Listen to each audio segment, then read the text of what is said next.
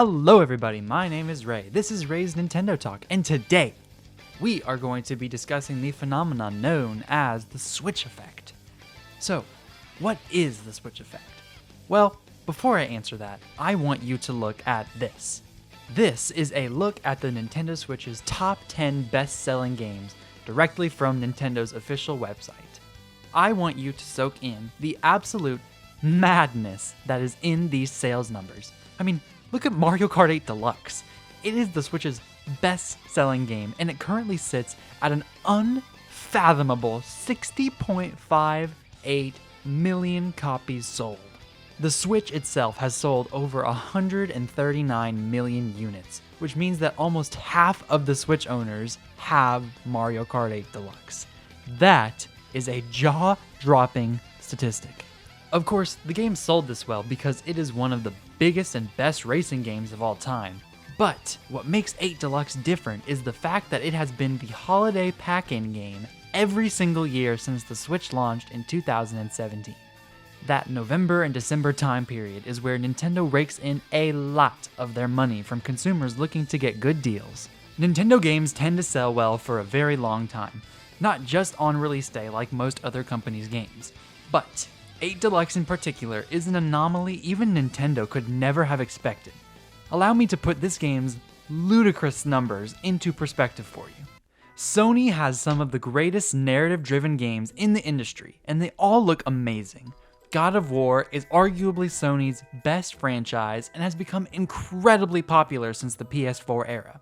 But not even God of War can beat Mario Kart 8 Deluxe. Sony's franchise has a total of 8 unique games in it, and if you put all of their sales numbers together, you get 59.5 million copies. That's right, every single unique God of War game combined has sold less than 8 Deluxe's 60 million. Now, if you were to include collections and remasters of God of War, it would be at about 66.6 million copies. But with as well as Mario Kart 8 Deluxe has been selling since 2017, it would not surprise me one bit if Mario Kart 8 were to surpass even those numbers. How about Sony's other massive franchises? Uncharted, The Last of Us, Spider-Man, Horizon, even Ratchet & Clank. All of those individual franchises, with each of their incredible games combined, still gets outsold by 8 Deluxe. So why did this game sell so well? Looking at the franchise's sales numbers, 8 Deluxe is clearly the outlier, with the only game even sniffing 60 million being Mario Kart Wii's 37 million. Like I said earlier, the game sold insanely well due to it being a pack-in, as well as just being one of the greatest games ever made in the racing genre. But there has to be something more. To figure out what that thing is, let's go back to the top 10 list of Switch games. At number 2, we have Animal Crossing New Horizons, coming in at 44.8 million. This game's numbers are a lot easier to explain. Most of its incredible success can be attributed to when it was released. New Horizons came out on March 20th, 2020, right when crap hit the fan with a certain fast-spreading virus. The game exploded in popularity due to its cozy and calm nature in what was a miserable year for most people. It became a worldwide phenomenon to the point of real-life organizations using the game to advertise their own products. One such example of this advertisement is President Biden's campaign for the 2020 election. He used the game to actually boost his campaign numbers, which is insane to think about looking back on. The timing makes perfect sense as to why this game took off, but it's also the second piece of the puzzle to the Switch effect I led this video with. Animal Crossing is a wonderful series, but there is a glaring issue with the sales of New Horizons versus every other game. This is a list of every single Animal Crossing game that has ever released. But look at these numbers! 2 million, 11 million, 4 million, 13 million, 3 million. These are certainly good numbers for a solid series sales-wise, but the gap between the previous crown holder New Leaf to New Horizons is staggering. New Horizons on its own has outsold the rest of the Animal Crossing franchise put together. Yes, the timing of its release can be pointed to for its success, but there has to be something more. Let's go back to the drawing board and look at 2 more games on the top 10 best-selling list. The third best-selling Switch game of all time is Super Smash Bros. Ultimate at 33.6 million units. The game released in December of 2018 to an immense amount of hype. Smash Ultimate was marketed as the biggest and best Smash game ever, with the "everyone is here" phrase leading the charge. They put every single character from all the previous Smash games, plus brand new characters, into this game, and people were stoked. The series at large is a fan favorite, bringing together iconic characters from Nintendo's history and gaming history at large. Smash Bros. Is one of those series that everyone knows about, but historically speaking, it has not sold up to those lofty standards. Before Smash Ultimate, the highest selling Smash game was Brawl, and that game sold 13.3 million copies, which falls 20 million short of Ultimate's 33. Number 4 on the list is The Legend of Zelda Breath of the Wild at 31.6 million. Amongst the Nintendo community, the Zelda series has always been held in high regard, but the sales numbers never truly reflected that. Iconic games like Ocarina of Time, Majora's Mask, and even Wind Waker couldn't break the 8 million mark. The highest selling Zelda game before Breath of the Wild was Twilight Princess, and it only sold about 8.9 million, or 10 million if you also count the Wii U version. Every other game failed to reach double-digit millions, but Breath of the Wild took off. And the best data point yet is the fact that Tears of the Kingdom also came out on the Switch just under a year ago, and it has already sold 20 million copies, outselling every other Zelda game except for Breath of the Wild. Mario Kart, Animal Crossing, Smash Bros., and not just one abnormally high-selling Zelda, but 2! All series that historically never sells this well, but on the Switch, they have sold like gangbusters. And that brings me to my hypothesis. I believe the reason to all of these insane sales numbers is the Nintendo Switch itself. And it's not just the Switch's best-selling games either that are affected by this. Almost every single franchise that releases a new game on the Switch benefits immensely from it. Games are constantly being released that go on to become their series' best-selling games. Metroid Dread is currently the Switch's only brand new Metroid game, and it sold 3 million copies, surpassing the previous series sales leader, Metroid Prime, which sold 2.8 million copies. Pikmin 3 Deluxe came out in 2020 and sold 2.4 million copies, outselling the previous series' highest seller, Pikmin 1.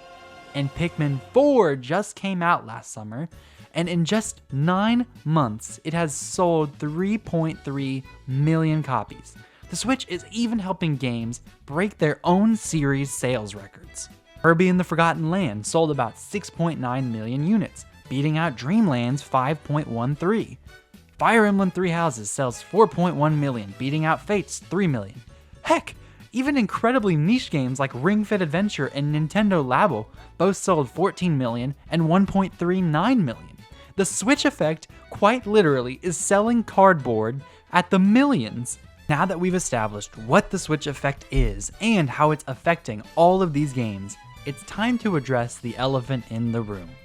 Why is the Switch effect happening in the first place, and what is causing these insane sales numbers? To figure that out, let's look at Nintendo's previous best-selling home console, the Wii. The Wii sold about 101.6 million units, and man, was it popular. Everyone and their mother's mother's mother had a Wii. You could go to anyone's house and just assume that they had one, and 99% of the time, you would be absolutely right. The Wii's gimmick of moving your body and seeing that translate to real gameplay in real time was revolutionary. It brought families together, rekindled friendships, cured illnesses, but boy, did Nintendo not see the iceberg coming that would end up busting open the hull of this analogous Wii Titanic. You see, the Wii's motion control gimmick that led the charge to selling over 100 million units was the exact reason its downfall and Nintendo's dark age happened so quickly. The novelty of swinging your remote in real life and watching your digital character roll a bowling ball down the lane attracted people in droves. But the problem came with the type of people the Wii attracted. Sure, the Wii attracted an audience of gamers and the usual Nintendo fans that buy all their systems. But the vast majority of people that bought the Wii were people who never play video games. The gimmick of the Wii brought in all of the casual gamers, and when bowling and boxing got old, the vast majority of Wii owners never touched their console again, only for nostalgic purposes. Nintendo had captured the wrong type of audience with the Wii, the type of audience that wouldn't come back for round 2 when Nintendo's next console, the Wii U, released. In summary, the Wii U was a historic failure that almost took Nintendo down completely. But Nintendo learned from their mistakes and went all in on their next console, the Nintendo Switch. It's hard to fathom, but the Switch is even more popular than the Wii was in its prime, and it's on the brink of becoming the best-selling video game console of all time. But what is so different about the Switch than the Wii? Why is the Switch effect alive and well, but there was never such a thing as the Wii effect? I believe that there are two major reasons for this. The first being the Switch's marketing. The Wii and Wii U leaned into the casual audience that Nintendo had captivated hard and away from the actual audience of gamers they should have been catering to. There is a massive misconception outside of the gaming world that a lot of people seem to believe. Those people think that video games are only for kids, and that misconception only gets worse with Nintendo due to their colorful, non-realistic graphical style that is present in most of their popular franchises. The marketing department at Nintendo must have heard all of these incorrect ideas and assumed them to be true, because there were so many horrible ads with rowdy, annoying children in them advertising Nintendo products. What self-respecting adult that has no experience with Nintendo would ever see this type of marketing and want to buy their products? But for the Switch, almost every single ad is of young adults having fun, playing games together. And as a result of that adjustment in marketing, Nintendo finally hit that crowd of gamers that actually want to play their games and will continue investing in Nintendo products. In fact, back in late 2021, Nintendo released this chart alongside their quarterly financial press release. The vast majority of Switch owners are in the 18 to 40-year-old range. More 40-year-olds are playing the Nintendo Switch than kids are. Who would have thought? The marketing led to the best type of audience wanting to buy the Nintendo Switch. And that leads me to the second major reason the Switch effect exists. Unlike the Wii, the Switch's gimmick is not a gimmick. It is a revolutionary way to play some of the best games the industry has to offer. The Nintendo Switch is the world's first hybrid console. This means you can play your games at home on the TV or on the go anywhere you like. Now, it is starting to make sense as to why so many adults bought a Switch, because in these hectic, busy times, you can now bring your favorite games anywhere you want. On a bus, at work, at university, literally anywhere you want. Nintendo solved their consumers' biggest problem and their own company's biggest problem all at once with the Nintendo Switch. They gave their consumers more time to play by changing the rules on when and where you can play. And in turn, people who otherwise would never have had the ability to play their games bought a Switch. And that, my friends, is how Nintendo cultivated the perfect storm in which the Switch effect thrives. But I need to know, how has the Switch effect affected you? Has the Switch changed your life in ways you never would have expected? Please let me know down in the comments. Don't forget to like and subscribe. And hey, I just did a review of Princess Peach Showtime, so please go check that out if you're interested to see how Nintendo is bringing Peach into the spotlight. Thank you so much for watching Ray's Nintendo Talk. I have been Ray, and I will see you in the next video. Have a great day.